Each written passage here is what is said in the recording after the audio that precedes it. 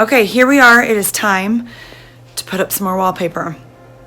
And I'm going big this time. It's not just your simple shiplap. It has flowers. So my mom's in town, and whenever she's in town, I'm like, Mom, I need some help doing wallpaper because she's kind of like my homegirl. Today is wallpaper day, but I'm going to show you my vision of what we're doing on this wall. So here's the bedroom that I added this board and batten with Mike last year, which I love. But we have this big blank wall, and we tried putting a dresser here and it just didn't work. It's just kind of an awkward space that you can't really do a lot with, so it needs to be dressed up. We are adding Roommates wallpaper. It's called Roommates Decor. I use them in the bathroom where I did the shiplap. Okay, the supplies you need for your wallpaper is a ladder. You need scissors to cut your wallpaper. These tools, every time I pull this out, I forget to, you guys have to remind me what they're called. It's like my spackling, but that's gonna help me flatten the wallpaper. And then I use my utility knife to cut. And then I always use a towel, I haven't grabbed it yet, to kind of like rub it down really nicely. So we are gonna get started.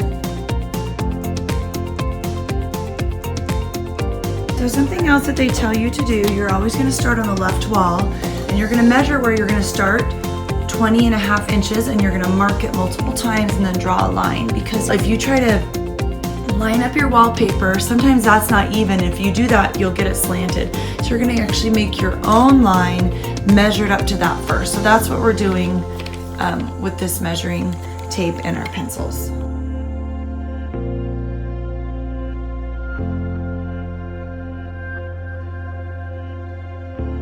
So my mom and I always roll out two at the same time. You want to make sure that the paper is exactly the same, right? And you just figured out that this one matches. Anyway, so we've got it. So this one's a little bit longer.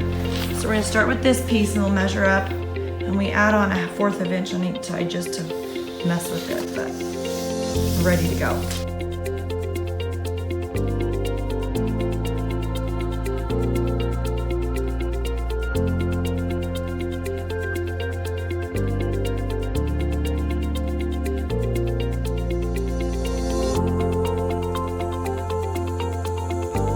No matter how hard you try, you're gonna get some bubbles. So I have a little bubble right here. Do you see?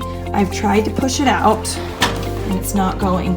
So what I've learned is you either get a little pin or a little bit of your knife and you just poke it ever so lightly, and it'll make, okay, it'll make the tiniest of holes. You see that? Then all the air pushes out through that. See that? And it made the bubble go away.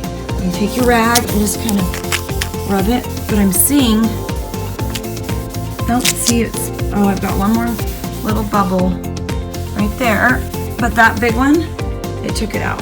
So I've got one more little one right there, so I poke it, and then push all the air out, and then that bubble is gone. You guys, I am loving this pattern.